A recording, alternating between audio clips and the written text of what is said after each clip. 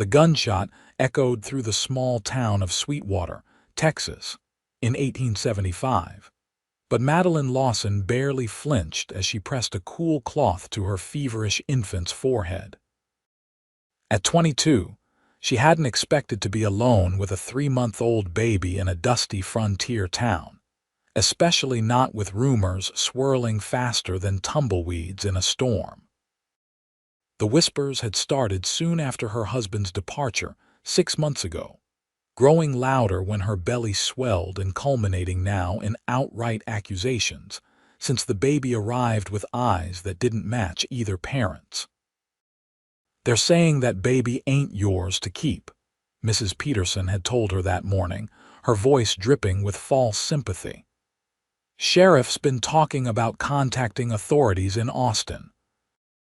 Madeline tucked a strand of chestnut hair behind her ear, trying to focus on baby Emma's needs rather than the town's cruelty. The infant whimpered, her tiny face flushed with fever that had persisted for 3 days now. Madeline needed medicine, but the general store owner had refused her credit yesterday, his eyes cold as he suggested she return the child to its rightful people. A soft knock interrupted her worries.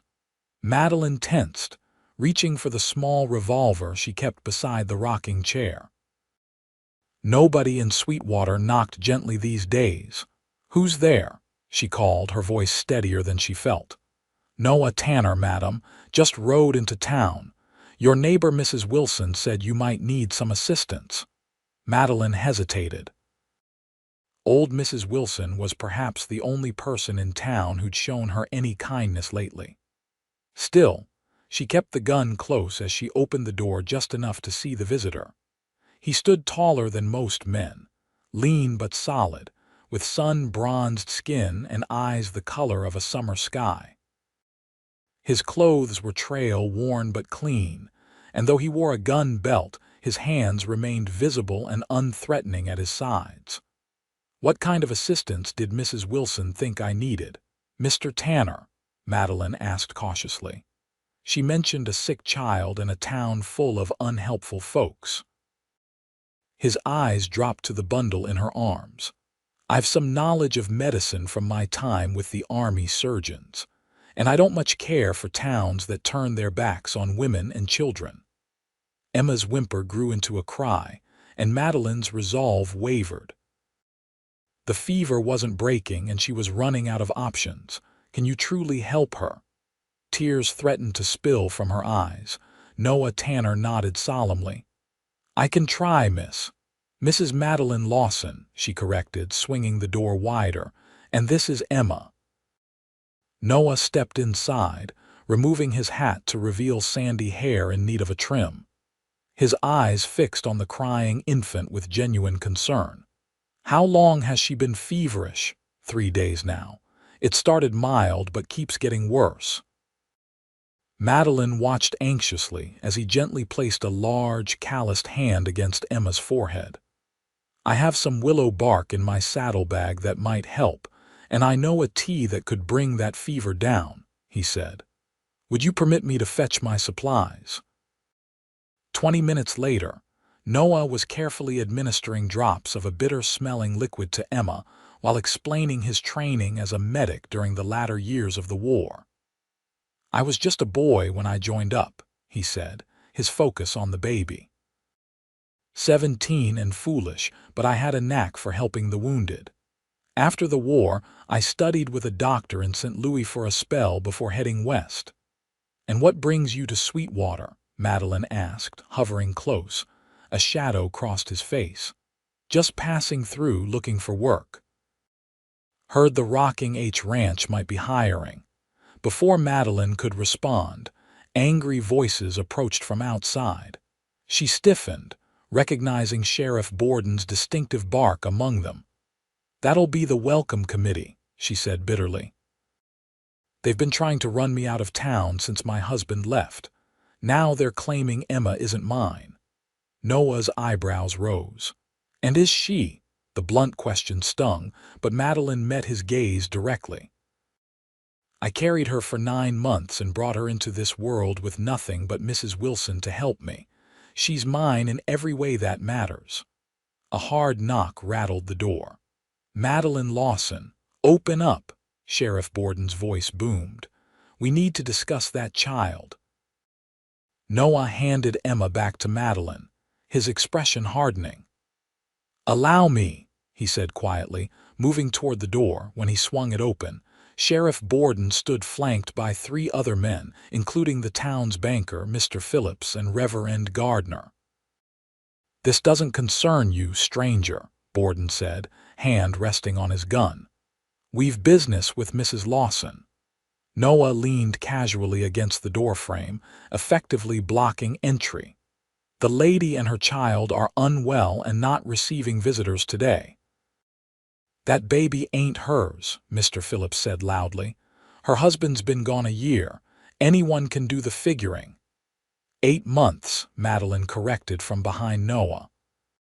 "And the good Reverend here performed our wedding ceremony 15 months ago, so perhaps your arithmetic needs revisiting, Mr. Phillips." Reverend Gardner cleared his throat uncomfortably. "Be that as it may, Mrs. Lawson, there are questions." "The child's coloring is exactly what you'd expect from my family line," Madeline interrupted.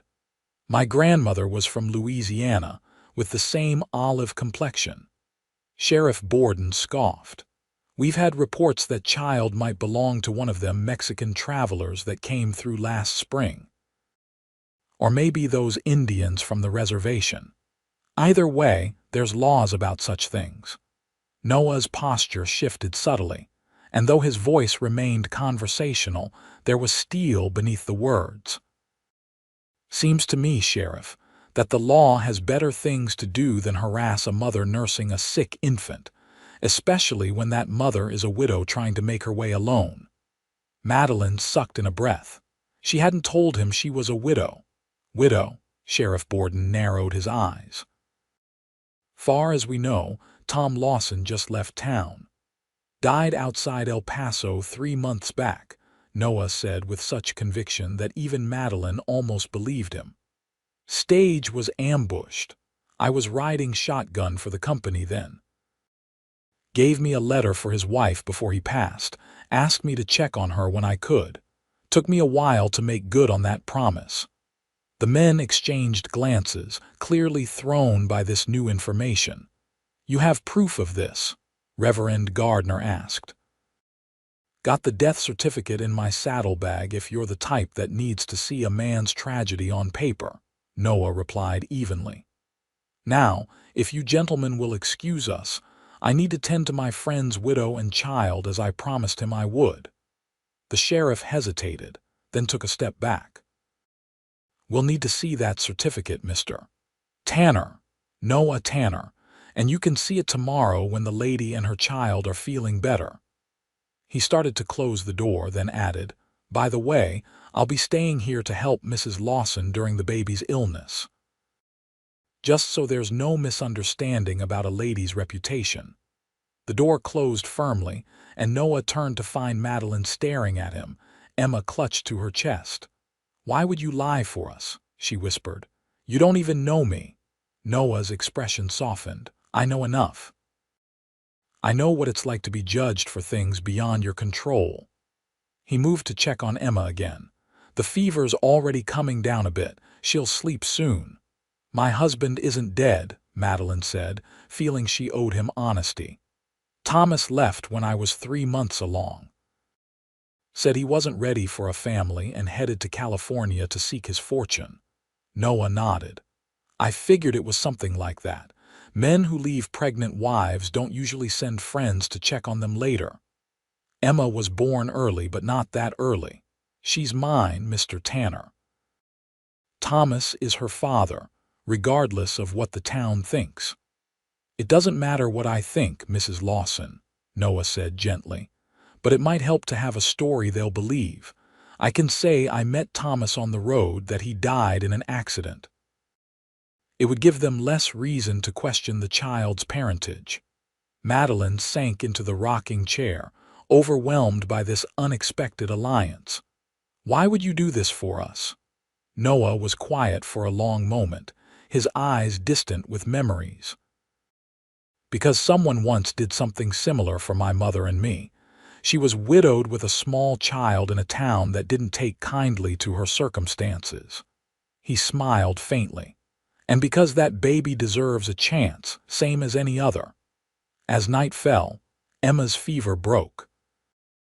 Madeline finally allowed herself to sleep while Noah kept watch from a chair near the door. She awoke at dawn to find him gently rocking Emma, who was cooing contentedly in his strong arms. "She's much better," he said, noticing Madeline's gaze. "Hungry, though, I expect." Madeline took her daughter, marveling at the improvement. "You saved her," she murmured. "Just gave her body a little help to heal itself," Noah replied. "She's a fighter, this little one." A knock at the door interrupted them. Noah opened it to find Mrs. Wilson with a basket of fresh bread and preserves. "Thought you might need some breakfast," the older woman said, her kind eyes taking in the scene. "How's our little Emma this morning?" "Much improved, thanks to Mr. Tanner," Madeline said gratefully.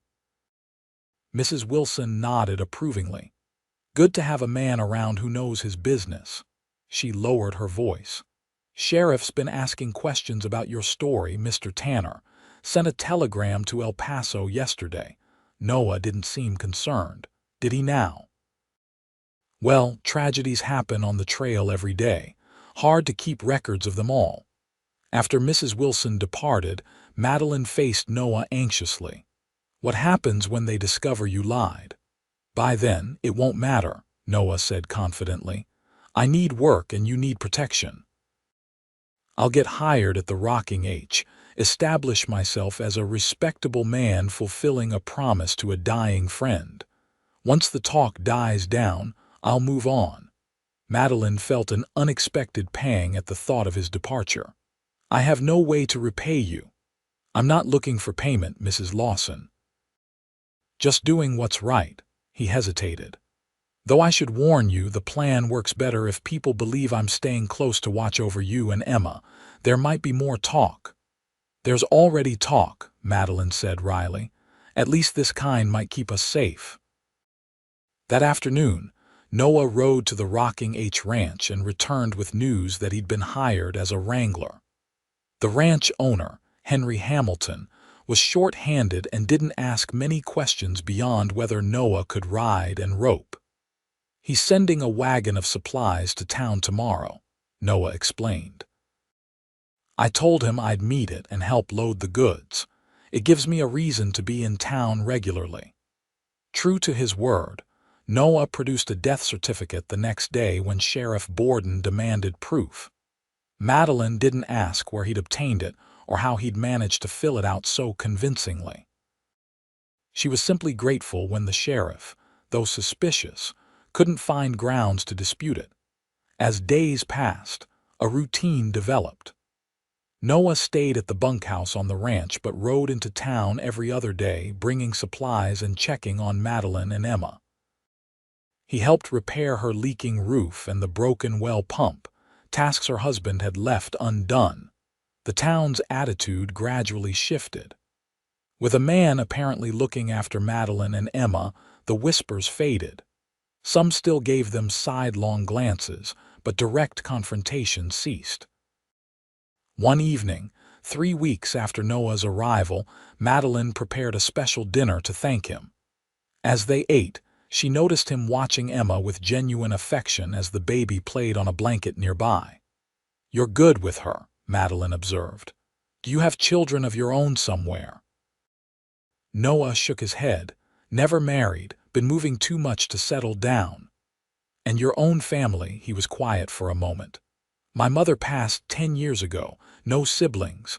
Had an uncle in Missouri, but we lost touch during the war." "You've been alone a long time," Madeline said softly. "So have you in your way," he replied, meeting her eyes. Something shifted between them in that moment, a recognition of shared solitude, of understanding without judgment. Madeline looked away first, suddenly aware of how comfortable his presence had become. I should get back to the ranch, Noah said, rising reluctantly. Early start tomorrow. At the door, he turned back. There's a social at the church Saturday evening. Might be good for you and Emma to attend, show the town you're not hiding. Madeline hesitated. I haven't been welcome there since Thomas left. You will be if you arrive with me, Noah said with quiet confidence. 7 o'clock. After he departed, Madeline sat in the rocking chair, Emma sleeping against her shoulder, and wondered when exactly Noah Tanner had become so essential to their lives and how painful it would be when he inevitably moved on. Saturday evening arrived clear and warm. Madeline wore her best dress, a blue calico she'd let out after Emma's birth. She pinned her hair up carefully and even dabbed a precious drop of rose water behind each ear. Emma was dressed in a white gown Madeline had embroidered during her pregnancy, looking so angelic that surely no one could question her place in this world. Noah arrived precisely at 7, freshly shaven and wearing a clean shirt under his vest. He'd had his hair trimmed, and something about the careful preparation touched Madeline deeply. You both look beautiful, he said, his gaze lingering on Madeline in a way that brought warmth to her cheeks. The church social was already underway when they arrived. Conversations paused momentarily as heads turned toward them, but Noah guided Madeline forward with a hand at the small of her back, his presence beside her like a shield. Reverend Gardner approached first, his wife beside him. Mrs. Lawson, Mr. Tanner, we're pleased you could join us tonight. Thank you for having us, Reverend, Noah replied easily. Mrs. Lawson was just saying how much she's missed the community gatherings. The Reverend's wife cooed over Emma, remarking on how she had her mother's chin, a small acknowledgement that felt like an enormous victory. Others gradually approached, some genuinely friendly, others merely curious. Through it all, Noah remained at Madeline's side, his hand occasionally touching her elbow or shoulder in a gesture that appeared casual but felt intensely protective. Mr. Hamilton, Noah's employer, joined them as the fiddle players began a lively tune. Tanner didn't take you for a social man. Just fulfilling a promise, sir, Noah replied with an easy smile. Well, you're a good hand with the horses. Might have a permanent position if you're looking to settle. Hamilton glanced between Noah and Madeline with knowing eyes. Seems you might have reason to put down roots. As the evening progressed, Madeline found herself relaxing. When Noah asked her to dance, she hesitated only briefly before accepting Mrs. Wilson's offer to hold Emma. I'm afraid I'm out of practice, she admitted as Noah led her to the floor. That makes 2 of us, he said, gently placing his hand at her waist. Last time I danced was at my mother's second wedding, and I was 14 with 2 left feet. They moved awkwardly at first, finding their rhythm as the fiddle played a slow waltz. Gradually, their steps aligned and Madeline found herself drawing closer, aware of his strength and the gentle way he guided her through the turns. They're watching us, she murmured, noticing the glances. Let them, Noah replied. All they're seeing is a man dancing with a beautiful woman. Nothing wrong with that picture. The warmth in his voice made Madeline look up, and what she saw in his eyes stole her breath. This was no longer just a man fulfilling a promise or playing a role. Something real had grown between them, something neither had anticipated. The moment was broken when Emma began crying.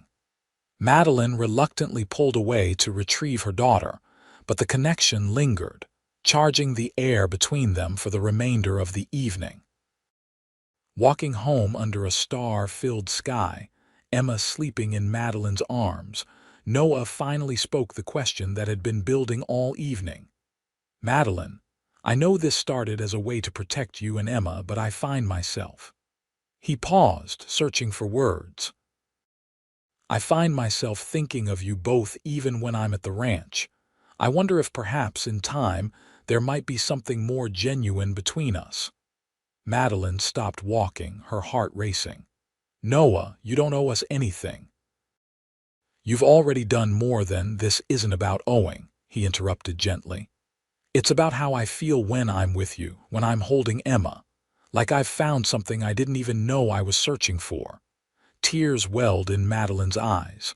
And when you move on, what happens to us then? What if I don't want to move on anymore? He stepped closer, close enough that she could feel the warmth of him in the cool night air. What if I want to stay? Before she could respond, the sound of hoofbeats interrupted the moment. A rider approached rapidly, and Noah instinctively moved in front of Madeline and Emma. The horse pulled up short, revealing Sheriff Borden. "Thought I'd find you two heading home," he said, his expression grim in the moonlight. "Got a telegram today from El Paso. Interesting reading." Madeline felt her heart sink, but Noah remained calm. "Something I can help you with, Sheriff. There was no stage robbery near El Paso 3 months ago. No record of any Thomas Lawson dying there." Borden's hand rested on his gun. "Want to explain that, Tanner?" Noah didn't flinch. "Records get lost. Not every death gets reported properly, especially on the frontier." "That's so." Borden dismounted, his boots raising dust as he approached. "Because I also got word from a sheriff in Kansas, who says a man matching your description helped a half-Cheyenne woman and her child escape from authorities trying to return them to the reservation. Seems you have a habit of interfering in matters that don't concern you." Madeline gasped softly, pieces falling into place. Noah had said someone once helped his mother and him. She hadn't fully understood until now. "The woman in Kansas had a legal right to live where she chose," Noah said evenly. "Her husband was white, her marriage legitimate. The child was as much his as hers. And I suppose Mrs. Lawson here has a similar story," Borden challenged, "because folks still don't believe that baby is Thomas Lawson's, not with those eyes and that skin tone." Noah's voice took on a dangerous edge. "Careful, Sheriff. You're speaking about a lady and an innocent child." Borden seemed ready to continue the confrontation, but something in Noah's stance made him reconsider. After a tense moment, he remounted his horse. "I'll be watching you, Tanner. One wrong move, and I'll have you arrested for interfering with the law." He looked at Madeline. "And you'd best be prepared to answer some hard questions about that child's parentage." After he rode away, Madeline turned to Noah, her voice shaking. "The woman in Kansas, was she your mother?" Noah nodded slowly. "Half Cheyenne, married to my father who was a white settler. When he died, the Indian agent tried to force her back to the reservation, take me away since I was too white to belong with her people but too Indian to be raised properly by her alone." His jaw tightened at the memory. "A man helped us escape, gave us new papers, a new start. I was only 6, but I never forgot what he did for us. And now you do the same for others," Madeline said softly, "when I can." He looked down at Emma, sleeping peacefully despite the confrontation. "Every child deserves a chance, Madeline. Every mother deserves to keep her baby. Even if what they say is true, that Emma isn't Thomas's child." The question had been building in her for weeks, and now, in this moment of truth between them, she needed to know if his loyalty would waver. Noah gently touched Emma's cheek with one finger. "They say that baby ain't mine," he said, then looked up at Madeline with a smile that transformed his entire face. "Then she's ours anyway." The simple declaration, the use of ours rather than yours, brought fresh tears to Madeline's eyes. "Noah, I mean it, Madeline. I don't care whose blood runs in her veins. She's a child who needs love and protection. You're a woman who deserves the same." He took a deep breath. "I know it's soon. I know we barely know each other. But I also know what I feel, and it's more real than anything I've felt in my life." They resumed walking toward Madeline's small house, the night air filled with possibilities neither had dared imagine weeks earlier. At her door, Noah hesitated. "May I call on you properly?" Not as someone fulfilling a promise to a fictional dying man, but as a man who cares deeply for you and Emma. Madeline nodded, unable to speak past the emotion in her throat. Noah gently brushed a tear from her cheek before bending to place a soft kiss on Emma's forehead. Then, with exquisite tenderness, he tilted Madeline's face up and pressed his lips to hers in a kiss that felt like a beginning. Over the following weeks, Noah continued working at the Rocking H Ranch while courting Madeline openly. Sheriff Borden remained suspicious, but could find no legal grounds to interfere. The town's attitude gradually shifted as they observed Noah's steadfast devotion to Madeline and Emma, his hard work, and his respectful manner. Summer turned to autumn, bringing cooler days and changing leaves. Emma grew stronger, her smiles and babbling delighting everyone who spent time with her.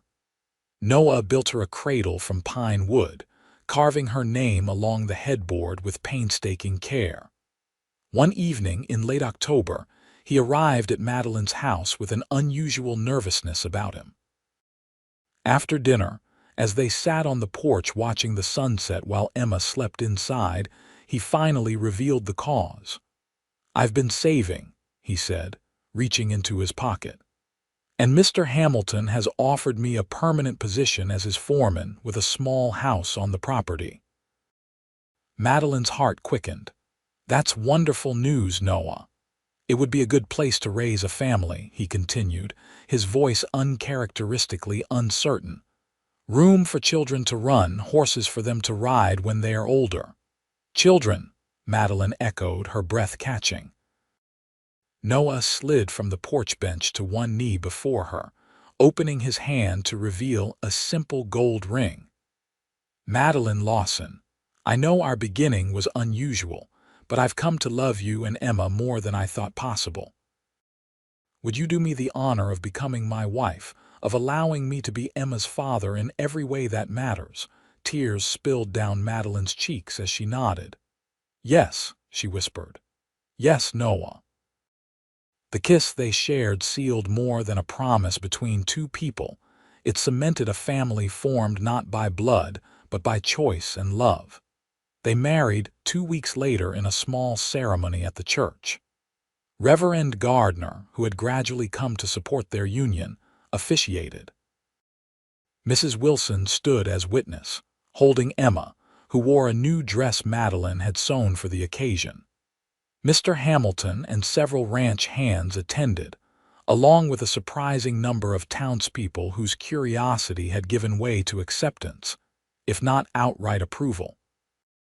Sheriff Borden watched from a distance, but made no move to interfere.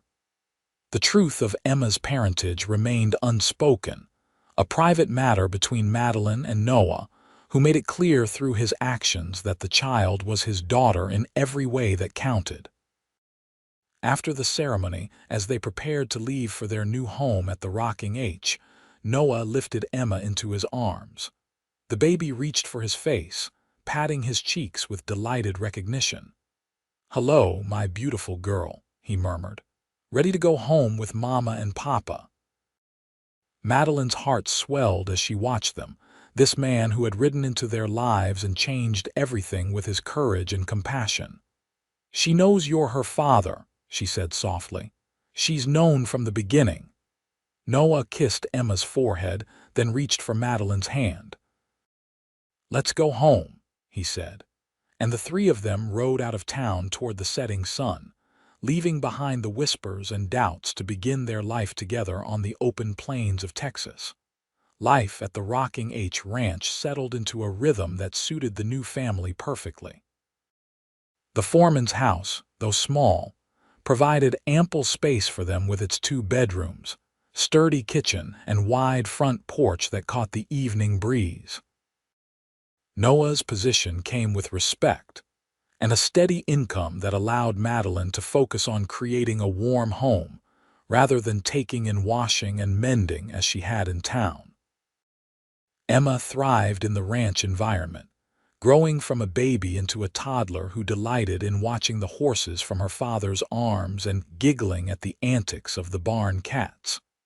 Her first steps were taken across the kitchen floor toward Noah, who just returned from a long day with the cattle. Her first word, Papa, brought tears to his eyes that he didn't bother to hide. By Emma's second birthday in the spring of 1877, she was a sturdy, curious child with Madeline's chestnut curls and eyes that reflected the southwestern sky. If anyone noticed that those eyes didn't match either Noah's blue ones or Madeline's hazel, they kept such observations to themselves. The Tanners were respected on the ranch, and increasingly, in Sweetwater when they traveled to town for supplies or church services. Sheriff Borden had moved on to a larger town near the Texas-Mexico border.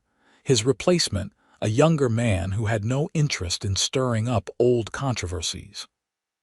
The whispers about Emma's parentage faded into the background of ranch life and were eventually forgotten by most. One crisp autumn morning, as Madeline prepared breakfast while Noah fed the chickens with Emma's help, a rider approached their house. Mr. Hamilton, normally an early riser already out with the hands by this hour, dismounted slowly, his expression grave. "Noah," he called. "Got a moment?" Noah lifted Emma onto his shoulders and approached his employer. "Something wrong with the herd, sir." Hamilton shook his head. "Got a telegram from the sheriff's office in San Antonio. Man there is asking about a Madeline Lawson and a child." He glanced toward the house. "Says he's the child's father." Noah's body went rigid, but he kept his voice calm for Emma's sake. "Thank you for bringing this to me directly. Thought you should know before word spreads." Hamilton cleared his throat. "Whatever happens, you've been a good foreman, Noah. You and Madeline have built something special here."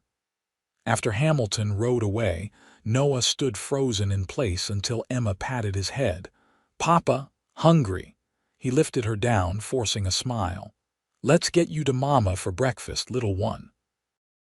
Inside, Madeline took one look at his face and sent Emma to play with her wooden blocks in the corner. "What's happened?" Noah relayed Hamilton's message, watching as the color drained from Madeline's face. She sank into a chair, hands trembling. "Thomas is in San Antonio," she whispered. After all this time, Noah knelt before her, taking her cold hands in his. "Madeline, I need to know the truth, all of it. If I'm going to protect you and Emma, I can't have any surprises." Tears filled her eyes as she nodded. "You deserve that. You've always deserved the whole truth." She took a shaky breath. "Thomas left when I was 3 months pregnant, just as I told you. What I didn't say was why." Noah waited patiently as she gathered her courage. Before Thomas, there was someone else, a young man passing through Sweetwater with a cattle drive. Mexican-American, from a respected ranching family in South Texas. Her voice grew softer. "Antonio was kind and educated and so different from the boys I'd known. We were young, both 19, and it was brief, just a few stolen moments over the course of a week." She looked toward Emma, playing contentedly in the corner. "Thomas courted me afterward. When I accepted his proposal, I thought I'd put Antonio behind me. We married quickly, and I believed I could be a good wife." Her expression hardened. "But Thomas changed after the wedding. He drank more, worked less. When I discovered I was pregnant, he was angry, claimed it was too soon after the wedding, though we'd been married nearly 3 months. Noah squeezed her hands gently, encouraging her to continue. As the pregnancy progressed, Thomas became convinced the baby wasn't his. He said. Her voice broke. "He said he knew about Antonio, that everyone in town had seen us together.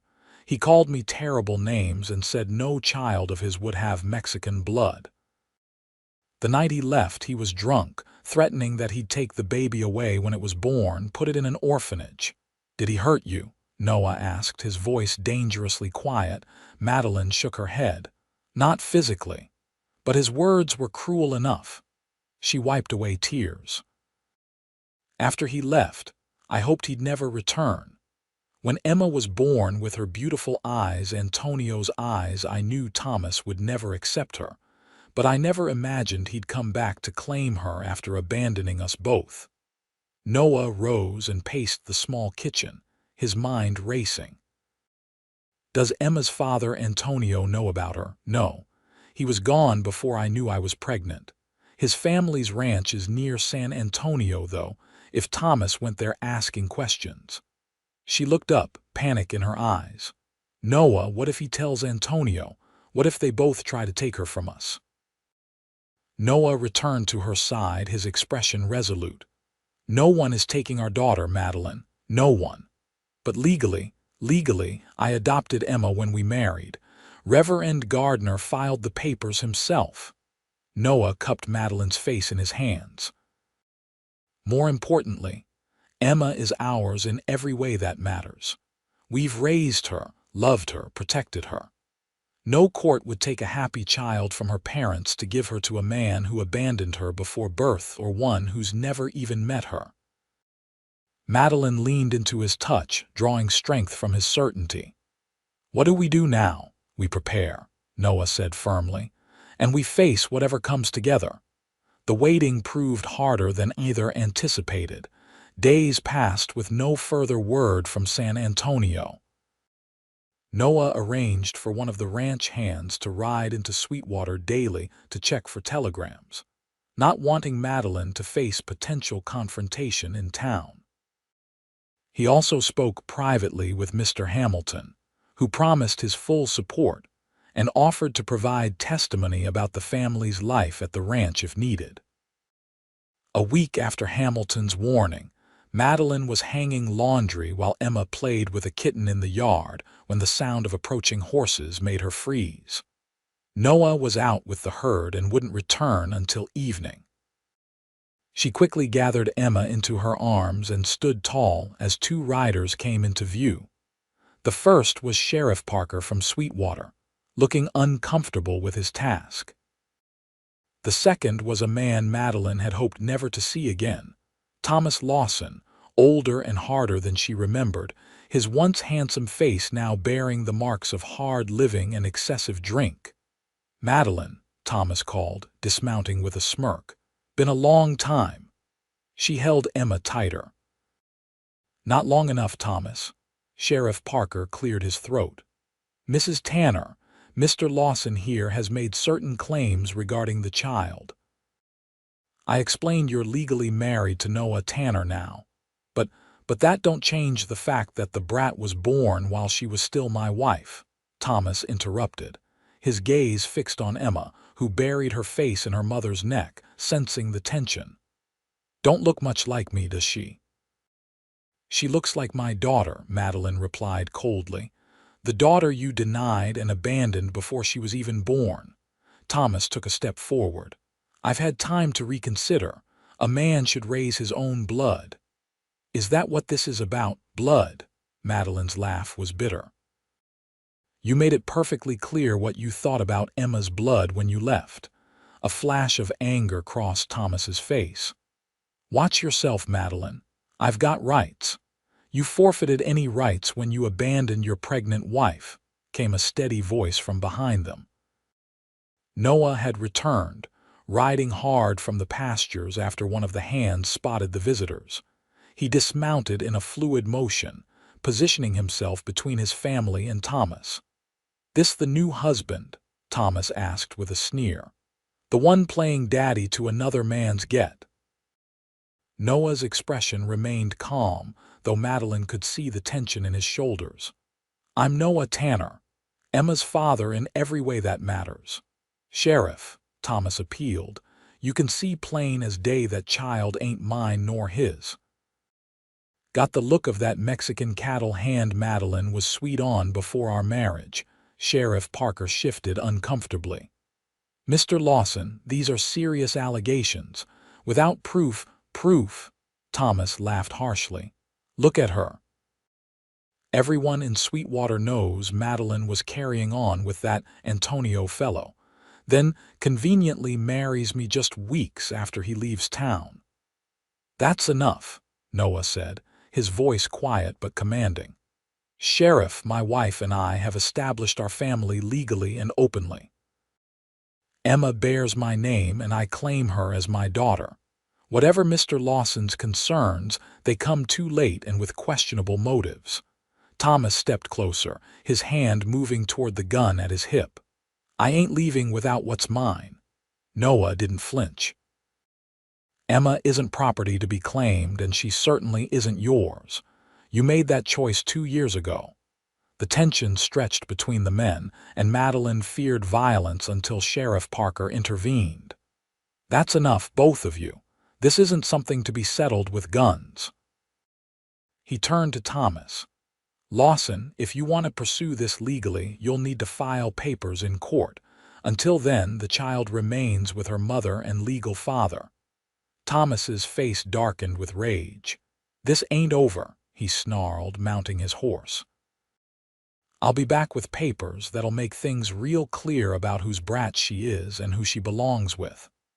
After the men departed, Madeline collapsed against Noah, her legs weak with relief and lingering fear. He's going to take her from us, she whispered. He'll find Antonio, tell him everything. Noah held her and Emma close. He can try, he said grimly. But I promise you, Madeline, our family stays together, no matter what. That night, after Emma was asleep, Noah and Madeline sat at their kitchen table, discussing options in low voices. We could leave, Madeline suggested. Start over somewhere new, somewhere Thomas can't find us. Noah shook his head. Running makes us look guilty, like we have something to hide. Emma deserves better than a life on the move, always looking over our shoulders. Then what do? We fight, Noah said simply. We show any judge or jury that Emma belongs with the parents who have raised her, who love her, and we find out what Thomas really wants, because I doubt it's actually Emma. Understanding dawned in Madeline's eyes. Money. He's always wanted easy money. Noah nodded. That would be my guess. We need to be prepared for him to try to extort us, threaten to bring in Emma's biological father unless we pay him off. We don't have that kind of money, Madeline said helplessly. No, but we have something better, Noah replied, taking her hand. We have the truth, and we have each other. The next morning, Noah rode into Sweetwater to speak with the town's only lawyer, Arthur Freeman. The elderly attorney listened carefully to the situation, his expression growing increasingly concerned. It's a complicated case, he admitted. Legally, if Mr. Lawson can prove he was married to Mrs. Tanner when the child was born, he has a presumptive claim as the father, regardless of actual paternity. Even though he abandoned them, Noah asked, frustration evident in his voice. Abandonment would certainly count against him if you can prove it. Do you have witnesses to his departure? Letters indicating he had no intention of returning. Noah shook his head. Just Madeline's word against his. Freeman sighed. And this other man, Antonio, if he were to learn about the child and make a claim? He hasn't yet, Noah said firmly, and I'd prefer to keep it that way. Emma is my daughter now, legally adopted when Madeline and I married. Yes, that adoption provides strong standing, Freeman agreed. Especially given the stable home you've provided. But Mr. Lawson could challenge the adoption if he proves he never legally surrendered his parental rights. Noah leaned forward. What would you advise? Document everything. Get statements from neighbors, employers, anyone who can testify to your family life and Mr. Lawson's abandonment. And Freeman hesitated. It might be wise to locate this Antonio fellow yourselves before Lawson does. Better to know where he stands than to be blindsided. Noah left the attorney's office with a heavy heart but a determined mind. He sent telegrams to contacts he'd made during his traveling years, seeking information about Antonio Rodriguez, the South Texas rancher's son who'd passed through Sweetwater in 1874. Meanwhile, Madeline gathered letters from Mrs. Wilson, Reverend Gardner, and Mr. Hamilton, all attesting to Thomas's abandonment and the loving home she and Noah had created for Emma. She also wrote to the doctor who had delivered Emma, requesting formal documentation of the birth and Thomas's absence during that time. 2 tense weeks passed. Noah took to sleeping with a loaded rifle beside the bed, and Madeline jumped at every sound. Emma, sensitive to her parents' anxiety, became clingy and fretful, which only added to their distress. Then, on a rainy afternoon, a mud-splattered rider approached their house. Noah met him on the porch, hand near his gun, while Madeline watched from the window, Emma on her hip. "Mr. Tanner." The stranger called. "Antonio Rodriguez, I believe we need to talk." Madeline's gasp was audible even through the closed window. Noah maintained his composure, though his heart hammered in his chest. "Mr. Rodriguez, I've been expecting someone to come, though not necessarily you yourself." The man dismounted, revealing himself to be about Noah's age, well-dressed despite the journey's dirt, with the same striking eyes that Emma had inherited. "May I come in? This weather isn't conducive to the conversation we need to have." Noah hesitated, then nodded. "My wife and daughter are inside." "I know," Antonio said quietly. "That's why I'm here." Inside, Madeline stood frozen as Antonio entered, his gaze immediately finding Emma in her arms. The resemblance between them was unmistakable, especially as they regarded each other with identical expressions of curiosity. "Madeline," Antonio said softly, "it's been a long time." "How did you find us?" she whispered. Antonio removed his wet hat. "A man named Lawson came to my father's ranch, making wild accusations and demanding money. Said he had a child that wasn't his and threatened to create a public scandal if we didn't pay him to keep quiet." His expression hardened. "My father threw him off our property, but his words, they made me wonder." His eyes returned to Emma. "When was she born?" "May 12, 1875, Madeline answered, her voice stronger now. "She's almost 2.5. Antonio did the calculation silently, then nodded. "I left Sweetwater in August of 1874. "Yes." The 3 adults stood in a triangle of tension, Emma watching them all with solemn eyes. Finally, Noah broke the silence. "Mr. Rodriguez, I don't know what your intentions are, but I want to be clear. Emma is my daughter. I've raised her since she was 3 months old, adopted her legally, and love her as my own." Antonio studied Noah thoughtfully. "You knew she wasn't biologically yours when you married Madeline." "I knew she needed a father who would love and protect her," Noah replied evenly. "The rest didn't matter." Antonio moved to the window, looking out at the rain for a long moment. When he turned back, his expression was resolute. "I didn't come to disrupt your family, Mr. Tanner. I came to ensure that man Lawson can't use my name or my family's reputation for his extortion schemes." He glanced at Madeline. "And I came because I needed to know if what he implied was true." "And now that you know," Madeline asked, her arms tightening protectively around Emma. Antonio's gaze softened as he looked at the child. "Now I know I have a daughter who is being well loved and cared for by 2 parents who would do anything to protect her." He took a deep breath. "I won't interfere with that." The relief that flooded the room was palpable. Noah's shoulders relaxed slightly, though he remained cautious. "What exactly are you proposing, Mr. Rodriguez?" "I'll sign whatever legal documents your lawyer deems necessary, relinquishing any claim to Emma and acknowledging your adoption as her father." Antonio's voice was steady. "In return, I ask only that you tell her the truth when she's old enough to understand, and that you allow me to know how she fares as she grows." Madeline exchanged a glance with Noah, who gave a slight nod. "We've always planned to tell her the truth when the time is right," she said. "And letters about her progress seem a small thing to ask." "There's one more matter," Antonio added. "Thomas Lawson.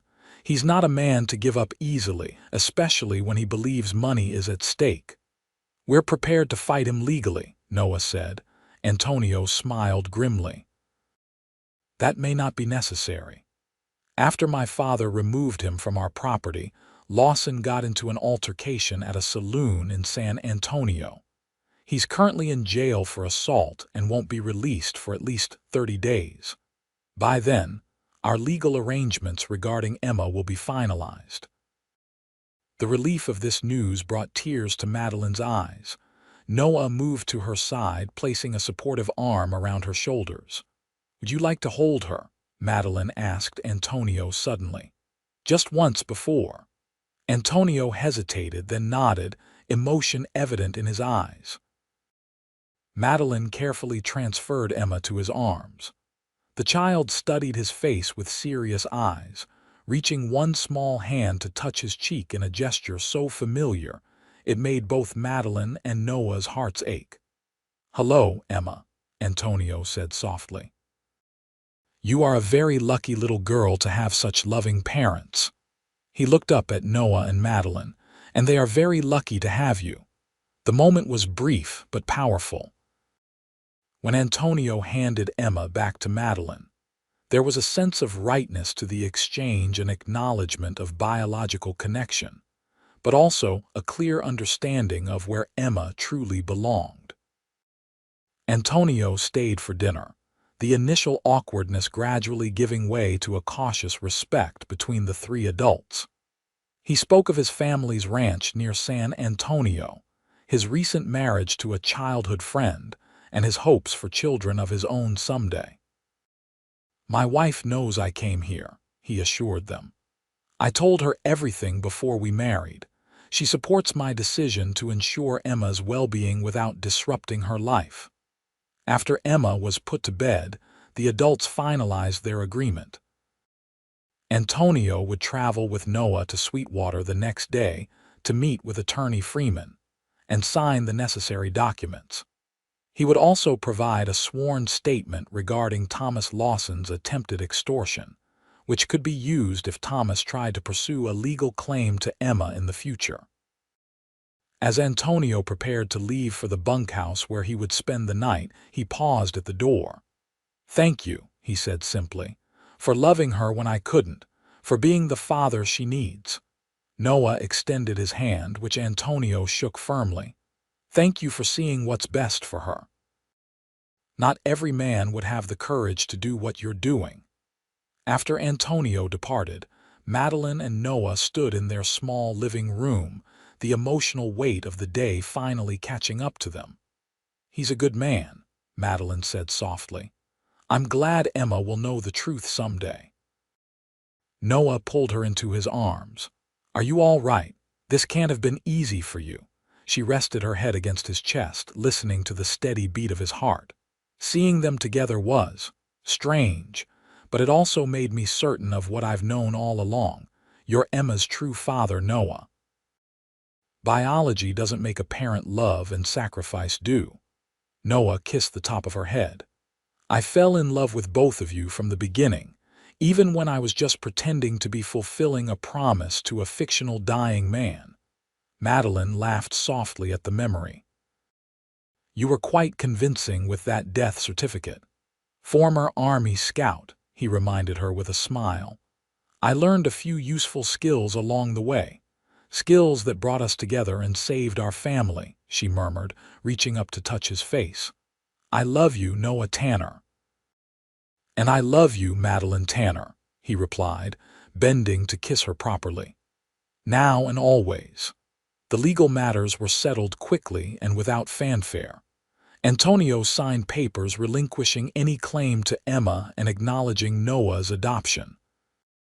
Attorney Freeman filed everything with the proper authorities, ensuring that Thomas Lawson would have no legal standing to challenge their family in the future. Before departing for San Antonio, Antonio gave Noah a sealed envelope. "For Emma when she's older," he explained. "Just a letter explaining that I respect and support her parents' place in her life." The two men shook hands again, a deeper understanding between them now. "Take care of them," Antonio said. "With my life," Noah promised. With the threat from Thomas neutralized and Antonio's blessing secured, the Tanner family finally found the peace they'd been seeking. As promised, Madeline wrote to Antonio twice a year, sending updates on Emma's growth, and occasionally a small drawing the child had made. His responses were always respectful and brief, never overstepping the boundaries they had established. Life at the Rocking H Ranch continued to flourish. Noah's position as foreman brought increasing responsibility and respect, while Madeline established a small garden that became famous locally for its vegetables and flowers. Emma grew into a lively, intelligent child who loved horses as much as her father and had her mother's talent for storytelling. In the spring of 1878, their family expanded with the birth of a son, Jacob Henry Tanner, named for Noah's father and Mr. Hamilton. Emma, not quite 3, approached her baby brother with solemn curiosity that quickly bloomed into fierce protection. "My baby," she declared, patting Jacob's dark hair gently as Noah held her up to see him. "Papa and Mama's baby." "That's right, sweetheart," Noah affirmed, his heart full as he watched his daughter with his son. "He's ours just like you." As the children grew, so did the Tanners standing in the community. When Mr. Hamilton decided to retire in 1882, he offered Noah the opportunity to buy into the ranch as a partner. With careful savings and a small loan, Noah accepted, eventually naming the western portion of the property the Double T Ranch for their growing family, which by then included a second son, William. Emma, at 7, was a confident girl with her mother's beauty and a natural affinity for horses that made her Noah's shadow around the ranch. Though she had her biological father's eyes, everything else about her, her mannerisms, her values, her stubborn determination came from the parents who had raised her. On Emma's 8th birthday, as the family celebrated with a special dinner, Noah and Madeline exchanged a look that acknowledged a milestone they discussed privately. Soon, they would begin sharing the truth of Emma's origin with her, in age-appropriate ways that reinforced how deeply she was loved and wanted. But that evening, as Emma blew out her candles and made a wish she refused to reveal, Noah watched his daughter with the same wonder he'd felt the first time he held her as an infant. Biology had brought them together through an unexpected route, but love had made them a family that had weathered storms and emerged stronger for having faced them together. Later that night, as Noah and Madeline stood on their porch watching the stars, their sleeping children safe inside, Madeline leaned against her husband's strong shoulder. "You ever think about how differently things might have turned out?" she asked softly. "If you hadn't ridden into Sweetwater that day," Noah drew her closer. "I believe some things are meant to be, Madeline. Emma needed a father who would love her without reservation. You needed someone who would see your strength and stand beside you rather than against you. And you?" she asked, looking up at him.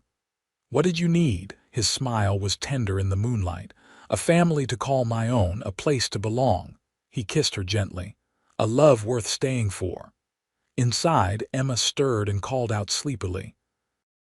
Both parents moved immediately to respond, their steps in perfect unison after years of partnership. As they soothed their daughter back to sleep, her small hand clutching Noah's larger one, the truth that had guided them from the beginning remained their cornerstone. Some bonds transcend blood. Some families are formed by choice rather than chance. And sometimes, the most profound love grows from the simplest declaration. They say that baby ain't mine. Then it's ours anyway. In the years that followed, the Double T Ranch flourished under Noah's careful management. The Tanner family became known throughout the region for their fine horses, their generous hospitality, and their close-knit bonds. Emma grew into a confident young woman with her mother's grace and her father's steady determination. When she was 16, Noah and Madeline shared Antonio's letter with her, answering her questions honestly and reassuring her of their unwavering love. "Does this change anything?" Emma had asked, her voice small despite her years. "Not one thing," Noah had replied, gathering her into an embrace that felt the same as it had when she was a toddler. "You've been my daughter from the moment I first held you, and nothing will ever change that." On Emma's 20th birthday in 1895, the Tanners hosted a grand celebration at the ranch. Among the guests was a distinguished gentleman from San Antonio, Antonio Rodriguez, respectfully invited by Emma herself after years of correspondence. He watched from a distance as Noah taught his daughter one last dance step before her formal debut, the love between father and daughter evident in every movement. As twilight painted the Texas sky in brilliant orange and gold, Antonio approached Noah at the edge of the gathering. "You've raised an extraordinary young woman," he said quietly. Noah nodded, his gaze following Emma as she laughed with her brothers and friends. "She makes it easy to be a good father." Antonio smiled faintly. "No, Mr. Tanner, I think you'll find that's a gift that runs in the family." The two men stood in companionable silence, watching the legacy they had both contributed to in vastly different but equally necessary ways as she stepped confidently into adulthood, secure in the knowledge that she was, and always had been, exactly where she belonged.